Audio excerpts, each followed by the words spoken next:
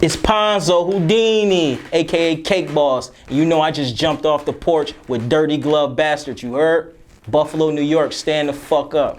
What you know about cold nights trapping in the rain? Gotta get that money cause your bills gotta be paid. What you know about cold nights? Ponzo Houdini, man. Welcome to DGB, bro. What's up with you, G? Appreciate you for having me. Yeah, appreciate you being here, man. How you feeling today? I feel great, man. Beautiful weather. You know, I come from upstate New York, so you know it's hoodie season still. Yeah, you're visiting us from Buffalo, New York, man. Right. And you mentioned it's still pretty cold up there, huh? Yeah, it's like raining right now. I just got a FaceTime and it was raining, so shit, it's crazy right now. Yeah, that's crazy. And you grew up in the Jefferson projects up there. Yep, facts. Was it rough growing up there? Facts, man. Downtown Buffalo, New York. Yeah. A lot of high crime, high drug area, you know what I'm saying? So it's definitely that type of environment where it's real treacherous. Yeah. I think when people hear Buffalo, they don't think of it as being as bad as it really is up there. Exactly, that's a fact. Yeah.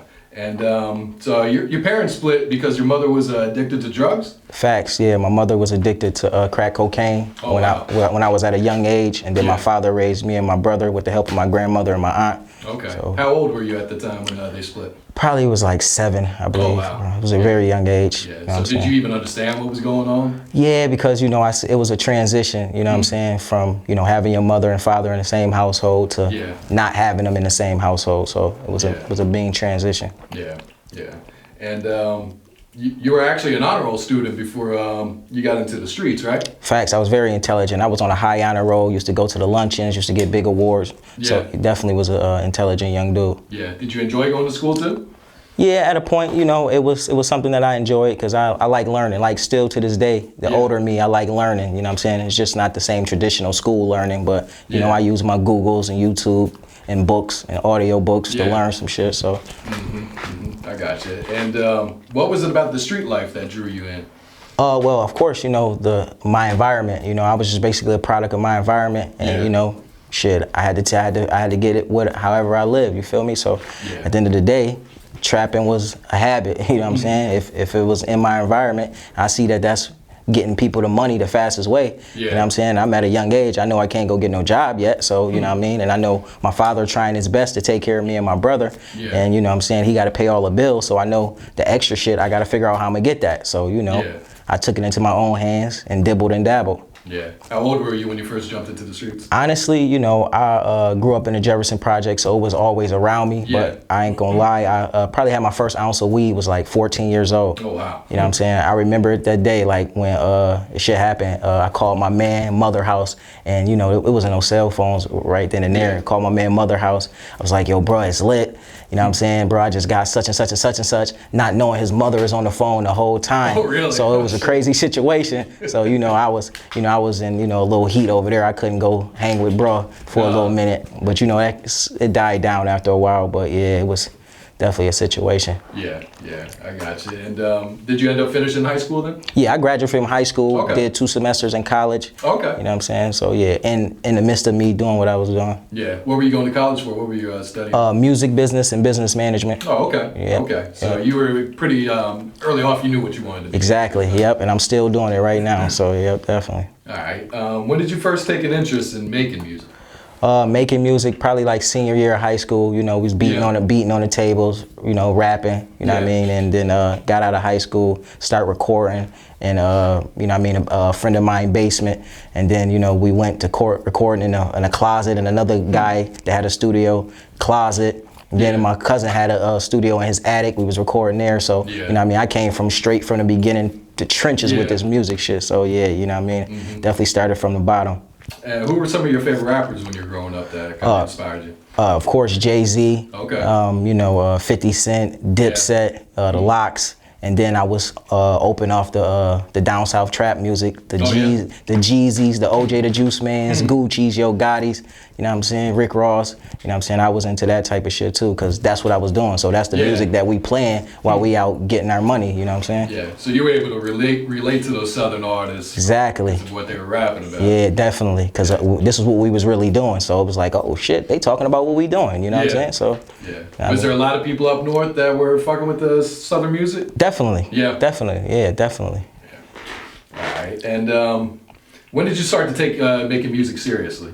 Honestly, I've been recording for a while, and it just had different transitions. But I would say like 2015, when I came home from the final time coming home from upstate prison, and I just decided that, you know, everything. I mean, I had already started the company.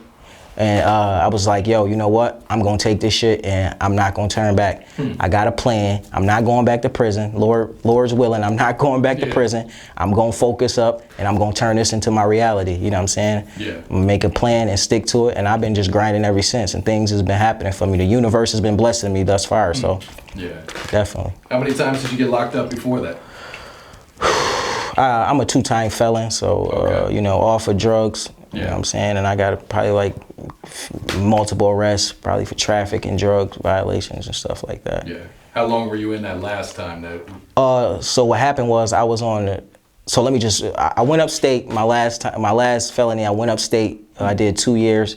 Then when I came home, I was on parole. You know what I'm saying? My parole officer, you know, put me as a high risk parolee, had me on the ankle monitor, said I was armed and dangerous, and said I would go back out into the street selling drugs again. So she had me on a very strict, you know, tight-knit situation. So, you know, eventually I got tired of it, and then, you know, we ended up falling out because she wasn't letting me, you know, pursue my music career the way I needed to in order to be who I'm going to be and who I am now. So I got tired of it, and then, you know, eventually, you know, I just said, fuck it.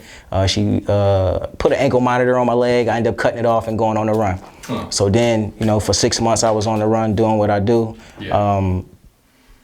They had me on 10 Buffalo's 10 Most Wanted. Oh, really? You know what I'm saying? So I was plastered all everywhere. So it was like, oh, wanted. Dallas Ponzo Jr., wanted. Any government office buildings you go into, you know what I'm saying? All the supermarkets, just the places you see my wanted posters up. But the crazy thing about it, I was still in the town. You know what I mean? I was still in the city? I was still in the city, still driving my car, still doing my little 1-2 in the streets, trying to stack up as much money as I could. And eventually I said, you know what? You know what I mean? I ended up racking up a couple dollars, and I was like, you know what? I'm just gonna turn myself in, get this time over with, and then, you know, do what I gotta do, and then come home and, you know, take the money that I got saved up, boom, and then I'm gonna make a play and then never look back. So I ended up saving up like $22,000. I ended up burying it in the backyard. You know what I'm saying? Really? Yeah, when you went to prison? I buried it in the backyard. My girl at the time, which is my current wife right now, we ended up, she didn't even know the money was buried back there. Did you tell anyone the money was there? Nobody.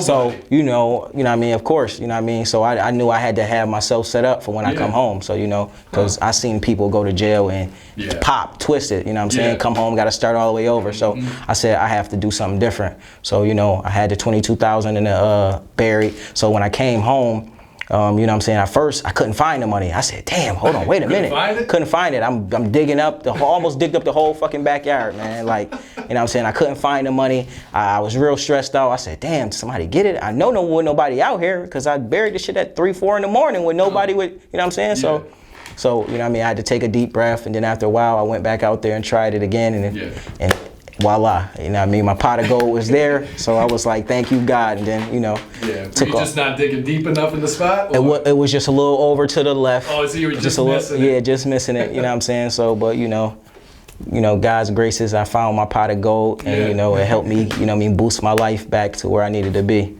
All right, so when you violated parole, how much time did you end up doing? See, the thing is, I wasn't catching no new cases, so I know even though they was blastering me on the news and all the posters, I knew they couldn't get me because I'm a category 2 drug offender, so I knew they couldn't give me more than 90 days. Oh, okay. You know what I'm saying? So I'm like, okay, y'all gonna give me Shot Camp Willard, you know what I'm saying, which is a boot camp for 90 days, and then I'm gonna come home and I'm gonna have to finish the rest of the time out. So, of course, so what I had to do, come home, I had 10 months left of paper, so what I did was, they switched my parole officer. Now I get a new parole officer, much cooler, much laid back. Like, hey, I see what you're trying to do.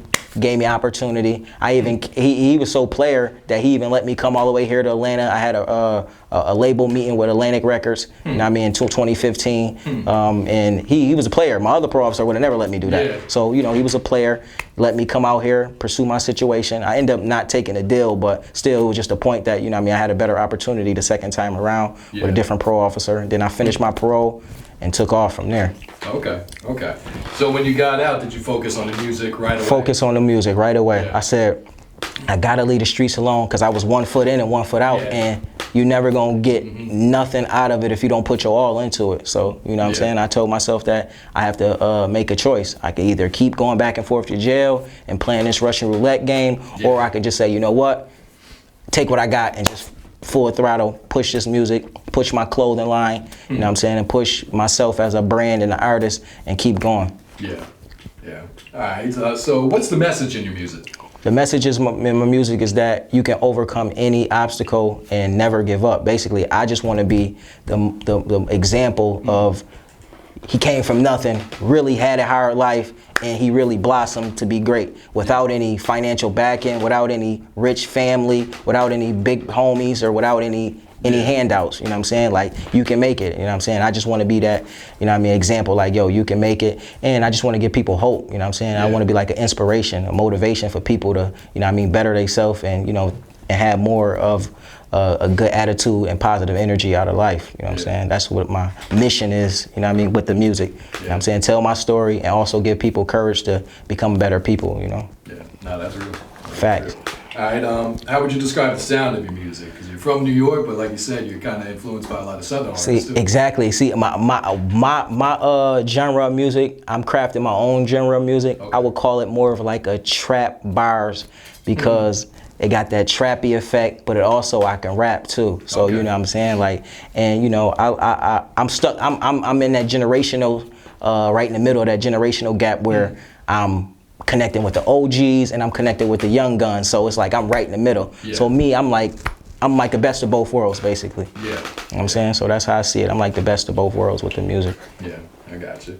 All right, and you worked with OJ Da Juiceman recently on a song called "Take a Bath," and that song, that video ended up going on Worldstar too. That's a fact. Yeah, so why'd you choose to work with OJ? Man, I'm gonna be honest with you. I mean, it's self-explanatory. I was a fan, you know what I'm saying? This is what me and my homies, we riding, getting money, listening to. OJ, Gucci, Jeezy, Gotti, all the trap music, you know what I'm saying? When I was in my highlights in the streets and when I was like full-time 100% in the streets, this is what we was listening to, trap music. I mean, we were still listening to our D-Block, you know what I'm saying, our Jay-Z and shit like that, but that was to get us on our militant mindset. But when we was in that get money mode, we had to throw on that trap music. That trap music had us doing things, you know what I'm saying, like, yo, we really living the life that they talking about. So, you know what I'm saying? I was a fan, and then I actually wrote the song when I was in prison. I was upstate, and I wrote it just walking through the yard with a couple of the G's in the pen, and I wrote the song in my head like, yo, I hear OJ Da Juiceman. I heard him on the song before. I swear to God, no lie, bro. I heard him on the song when I wrote it in my head upstate, and I came home and followed through my plan. You know what I'm saying? Before there was even a beat. Before there was even a beat, anything. I had the song written in prison, and I came home, reached out to Big Bro. Big Bro is a fucking player, looked out for me and shit like that. You know what I mean? And you know, just, you know what I mean, he an honorable dude, man, and you know, we made the song. I ended up sliding to Atlanta, you know what I'm saying, we shot the video, you know what I mean, then I end up, you know what I mean, booking him, getting him for a show. Me and him did a headlining show in Niagara Falls, New York, you know what I'm saying, and you know what I mean, it's been just going crazy from there though. So you actually booked him for a show up there afterwards? Yeah, that's Big Bro official, man. Like, you know what I mean? I know he been underground doing his own ones and twos, but he's still a legend in this shit though. Like, yeah, at the end of the day, he pioneered a lot of this shit though. And I don't think he get the credit that he deserved because, you know what I mean, you know, people just like to see what's fresh and new, but they don't look at, you know what I mean? Like, I'm a person that respect the OGs, because if it wasn't for the OGs, we wouldn't be able to be here. They pioneered the shit for us to be able to get in the door and do what we do. So, you know, salute the Big Bro, you know, definitely a player. But, you know, he introduced me to Zaytoven, you know what I'm saying? You know, Zaytoven, one of the hottest producers in the world, man. Like, Zaytoven, a player, he pulled up to the video shooting his S550 Benz, you know, nice little player, dude, like, yo, boom, Zaytoven. I said, what's up, man? It's lit, you know what I mean? Definitely. Yeah. Have you done any work with Zaytoven yet? I'm working on busting a move for my new album. You know what I mean? Not this one that's about to drop June 7th, but the next album. I'm trying to get some shit that's going, you know what I mean, really shake the building. You know what I mean? I'm just building, I'm building my network up before I, you know, release the crazy shit though, you know what I'm saying? Yeah, definitely. So who produced that song that with OJ? My man from the town, Charismatic Beats. My man Brandon, you know what I'm saying? And you know, he didn't even think this shit was gonna be what it was. He didn't know. For real? I ended up coming home, reaching out to producers, got some beats, and you know what I'm saying, one of his beats ended up being the beat that I use, you know what I'm saying? It's like, yo, I gotta fucking beat that's being used by OJ Da Juiceman. So you know what I'm saying, like that gave him a nice producer credit. You know what I mean, for a nice major artist. So you know, definitely was a good look. All right. Let me ask you, what's the music scene like in Buffalo? Music scene lit right now. Yeah. Like Buffalo is opening up, bro. Like Buffalo is opening up. We got artists that just got signed to Shady Records. Oh, really? Conway, West Side Gun, Benny. Them boys just got signed to Shady Records. Them boys is taking over the world right now, opening the door for the town. And then we got other artists like my young boy Mac Mills. He got a hot single that's buzzing right now, Money Dance. You know what I'm saying? We got a bunch of artists that's in the town going crazy though. Yeah. Buffalo definitely moving. Yeah. What about producers? You guys got a lot of producers? Yes, we got some hot producers too. Definitely got my man Major the Chief. He out of Toronto though, but you know he produced a lot of my shit. You know what I'm saying? But it's a Rick Hyde. You know what I'm saying? There's a bunch of nice producers in the town that really be doing their thing too. Yeah. We definitely got a scene though, you know what I'm saying? We definitely got a scene that's really taking off. Like, it's taking off like what is Detroit is doing right now. I know you see how Detroit is a moving city right now, and everybody in their particulars is taking off, and that's how Buffalo going right now. You know what I'm saying? Like, there's a lot going on right now, and people like, damn, I want to, like, they even shooting big movies in Buffalo right now. It's like, Buffalo is like an open market for people that want to come there and they want to explore, because really, people don't know what Buffalo is about. You know what I'm saying? They thinking like, oh, that's a country, they farming and blah, blah, blah. And they get there and see, whoa, it's a whole different world up there, you know what I'm saying? So people definitely intrigued to see what's going on in Buffalo. Yeah. Is there like a distinct sound coming from the Buffalo music scene, or is it kind of? Currently, with the boys that just got signed to Shady, they doing the 90s underground hip hop, you know what I mean? So they on their New York shit, you know what I mean? Definitely, but you know, it's other different movements going on as well. We got the trap sound, we got the melodic sound, you know, so there's a whole bunch of shit going on, you know what I'm saying? It's, you know what I mean? It's a lot of everybody crafting their own, you know what I mean, way, because everybody is influenced by music differently. So they rap in that way is because that's what influenced them, you know what I'm saying? And just like me, I'm rapping my way because that's what influenced me, so, you know. Now, is there a lot of unity in the music scene up there too? I would say people is linking up, you know, people are linking up, you know what I'm saying? But, you know, that comes with the territory, you know, it's a big picture, you know what I'm saying? Like, everybody ain't gonna see the big picture, but the smart people are seeing the big picture and know that we are the industry, you know what I'm saying? We are the Buffalo division of the industry as a whole. So, you know, that's basically what it is. Are the artists supportive of each other? Yeah, I mean, it's a lot. Like I said, everybody not gonna be, but you know, that's everywhere. But you know, the smart people and the people that's really moving, you know what I mean, ain't no hate going on. Everybody, you know what I mean, sharing each other's shit, posting each other's shit, linking up to do songs and shit like that. So, you know, it's, you know what I mean, it's definitely amongst the people that's really working, you know what I'm saying, they linking up, but you know, it's always gonna be rotten apples that spoil it for the bunch. You know how that go. Yeah, no, I got you. All right, so let's go back down to that meeting with Atlantic you had. Right. Because you actually ended up turning down their deal, right? Yep, definitely. Why'd you turn down their deal? Because the money I was getting offered, I can make that on my own type shit. So, you know, it was like 200,000.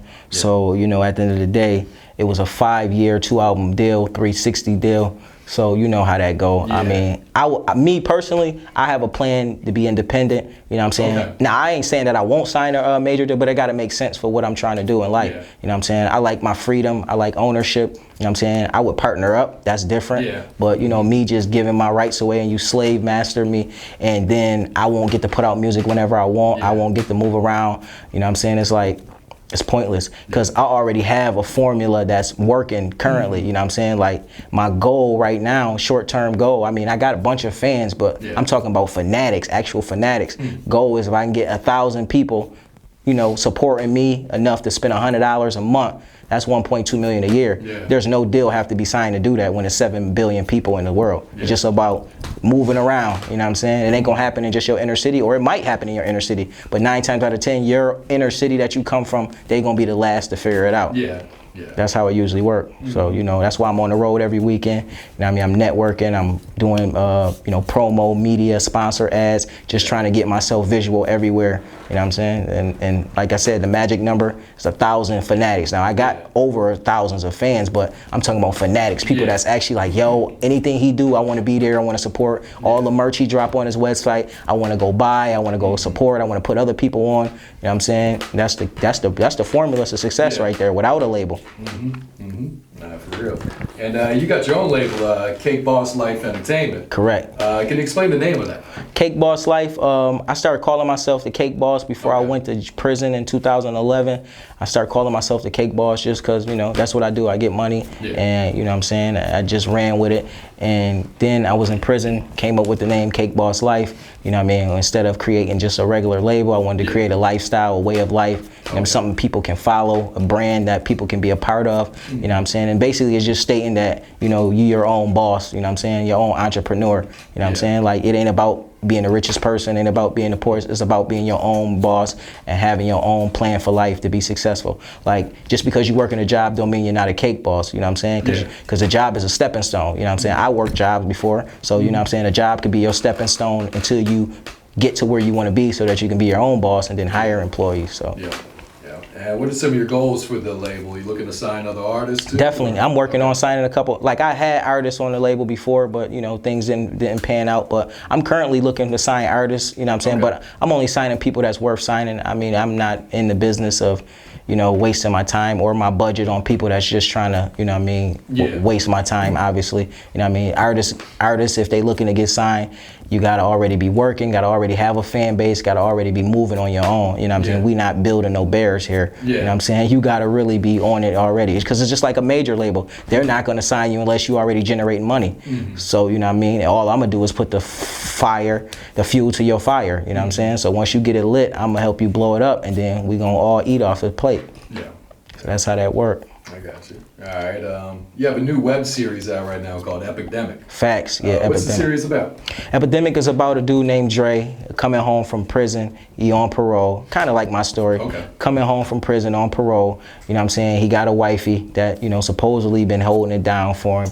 And, you know, he got a bullshit job. Because he's on parole, he gotta have a job, and you know it's hard for him. It's like, yo, I'm used to getting this amount of money, and now I'm fucked and dealing with just being at this bullshit job. So you know, eventually he say fuck it, turn back to the streets, link up with his old plug, back to selling drugs, you know, and then a bunch of shit happened and transpire after that. He ended up losing the job, and there's a bunch of shit. I mean, people would have to check that out, you know, on YouTube, Epidemic web series. But definitely a situation, though. You know what I mean? It's just like the modern web series, Money and Violence.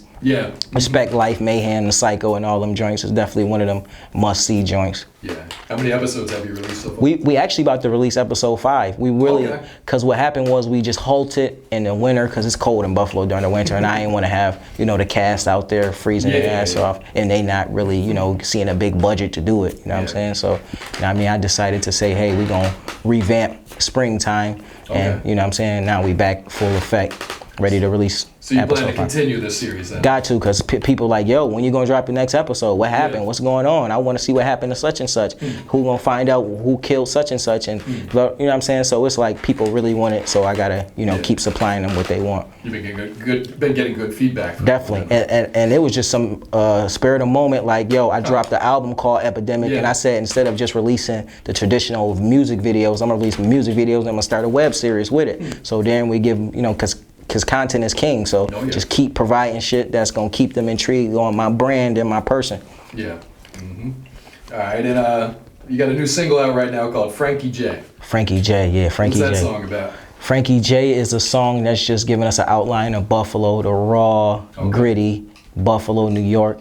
And Frankie J was named after a OG hustler from Buffalo named Frankie J. You know, he ran it up big time in the streets, and you know, he made a lot of moves. And you know, he's a, you know, person that everybody know in the city. So you know, it was definitely something that everybody can, you know, tap into and be like, yo, that's crazy. And then the album cover was a blue house. He was known for having a blue house.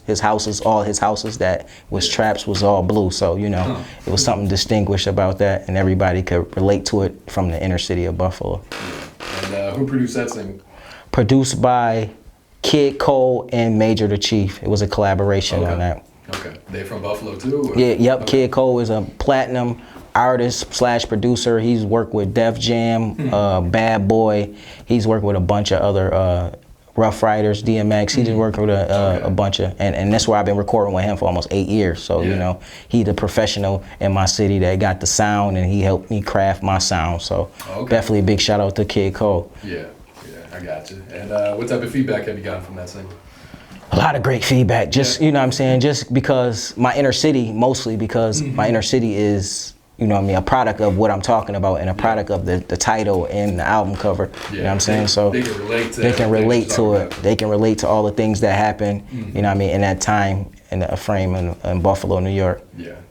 All right, and all right, let's talk about your new album. You Know the Vibes. You Know the Vibes. Dropping June 7th. Definitely dropping June 7th. What should we expect to hear on this project? Man, it's just a different sound. I got some samples playing. You know what I'm saying? I got actually Kid Cole on my next single I'm about to release. You know what I'm saying? It's just something different. My goal with this album was to have fun, tell my story, and I got real personal on it. Like I opened up about shit that I probably never opened up about on any project. You know what I'm saying? Because normally it would be business, but this was like real personal for me. So you know, I opened up a little bit on the album.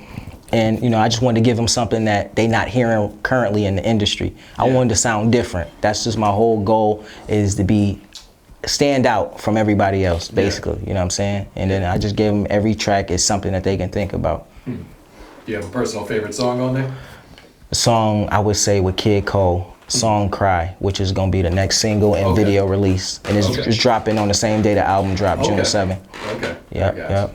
What are you talking about on that song?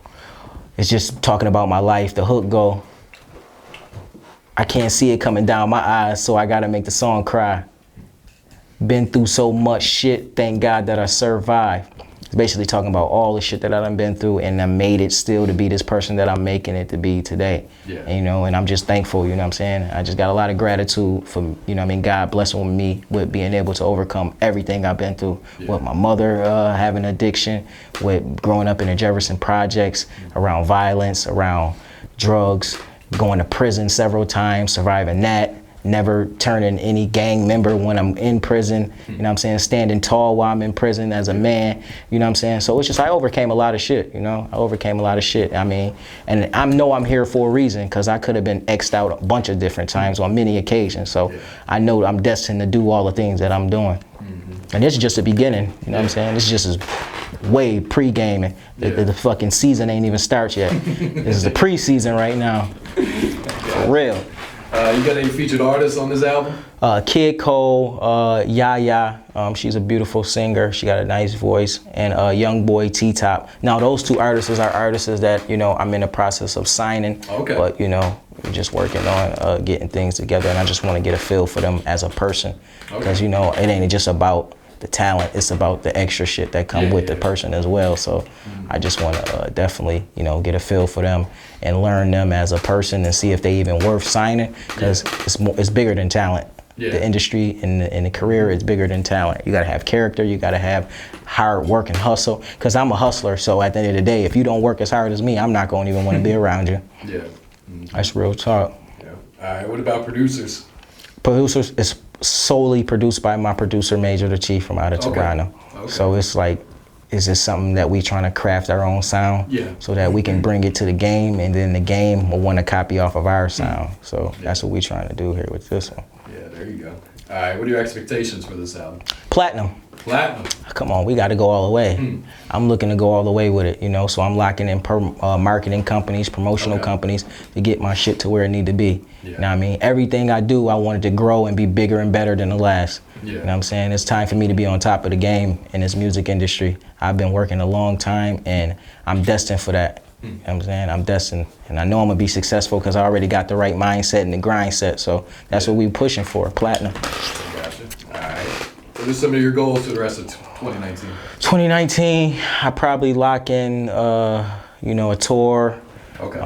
Get a couple more major industry features, because I've been staying away from industry features because I didn't want to blow up off of industry features, because then I'd be overshadowed by, that's the dude that got the song with such and such, or I want them to be like, yo, that's Ponzo Houdini, he's done on his own such and such and such and such. And then once I get to where I want to be, then start doing a feature, so it was like, okay, it ain't just them is the reason why I know him.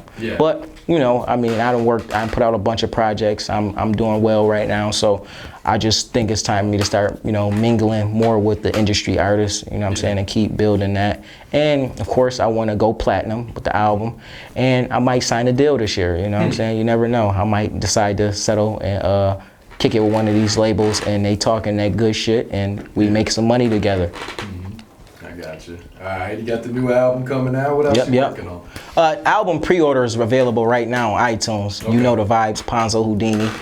But I'm also working on the clothing line, of course, Cake Boss Life Apparel. You know what I mean? www.cakebosslifeapparel.com. Just pushing our brand. We just trying to get people familiar with everything Cake Boss Life. Yeah. You know what I'm saying? Everything Cake Boss Life. We're working on movies as well. One of my business partners, they started a company called Scoville TV. It's just like, it would be like a Netflix where you can stream exclusive content on there. Yeah. And, you know, Black Rose Films is the production company. They did a bunch of movies, you know what I'm saying, a bunch of documentaries. So, you know what I mean, just working on bigger and better things and just trying to outsource and then looking into other investments. So once I do go platinum and the money start coming hand over fist and I'm getting booked for $100 grand a show, I can start investing in this real estate and these other businesses that I got ideas on. So that's what it's about. All right, Ponzo, I see you got the diamond tester over there, man. Yeah, man. What's going on with that, man? Man, I had to bring this thing out, man, because you know it's a lot of fraudulent transactions being made.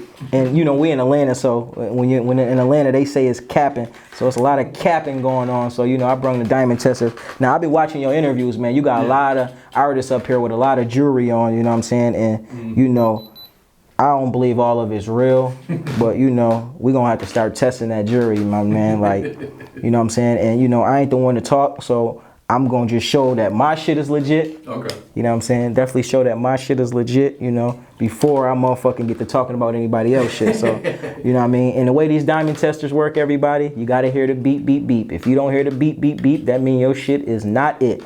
So we're gonna start with the bust down. That's solid right there. And you know, we're gonna do the whole thing. Let's go to the band. So, you know, that bust down is a real bust down. You know, I be seeing a lot of bust down paddocks and all that shit. A lot of dudes don't even drive cars and be having all this crazy jewelry on. But, you know, to each his own, but I'm just saying, keep it real, you know, or just wait your turn, bro. You know, like everybody gonna get their chance, you know. Everybody gonna get their chance, don't worry. Just gotta grind. You just gotta grind and stay down, you heard? Hold on, we gotta chop this shit up. We stuck it on the middle. Another solid, so you know, just, you know, making sure that this shit legit. So I'm pulling up to all events this weekend with the diamond tester. If I catch you frauding, we snatching that shit off your neck and we ripping that motherfucking fake ass watch off your arm. That's how we rock in Buffalo, New York. We ain't with the fuck shit, you heard? So, you know, just keep it official, you know, keep it a buck. If you ain't really got it, don't front like you got it. And if your shit fake, be known as fake, you know? And I'm not knocking you for having fake shit. I'm not, but I just don't want you to front like you doing all this shit when you really not. You know what I'm saying? Hey, it's different ways to get in the game. You can either fake it till you make it or you can grind until you make it. You know what I'm saying? But just don't act like you deserve the same credit as a motherfucker that really got it out the mud and you want to act like you got it out the mud and you really fronting and it's not really what it's supposed to be. So, you know, and I ain't knocking nobody's shit. I'm just saying I work hard for all my shit. So I'll be damned if I let a motherfucker get the same credit as me and I, you know what I'm saying, and he fronting with the big fake ass Cuban, the fake ass Audemars, the fake ass bust down rollies and paddocks and all that shit, man. Listen, we know and we gonna catch you because we out here with the fucking tester, nigga. We out here, nigga. So, you know, let me catch you with that shit on, bruh. You going on fucking fake watch buster, dog. Might get you on a shade room or some shit, dog. Real. Cake boss. That's good. All right, Ponzo. Anything else you want to add? I definitely want to, you know, thank DGB for having me. You know, it's always a blessing. I watch a bunch of y'all interviews, and you know, it's definitely lit for y'all right now. So I just want to take the time out to appreciate y'all for even, you know, having this channel to be able to support artists on the grind and motherfuckers that's really trying to make it happen in the industry. Yeah. You know, and I want to support. I want to say thank you to all the people that support me and my movement. You know what I'm saying? And then, you know, follow me at Ponzo Houdini on Instagram, Facebook, YouTube. You know what I'm saying? On all the fucking streaming sites. And go get that new music and go get the old music. I got a bunch of albums out. Over 50 videos on YouTube. So we just pushing. All independent, no label backing. All independent, real independent at that. Bust down rollies off of independency. You know what I'm saying? No big homies, no parents, no nobody giving me nothing. It's hard work and grind out the fucking mud. You heard? What you know about cold nights trapping in the rain? Gotta get that money cause your bills gotta be paid. What you know about cold nights trapping in the rain? Hustling for a living, ain't slaving minimum wage. What you know about cold nights trapping in the rain? Gotta get that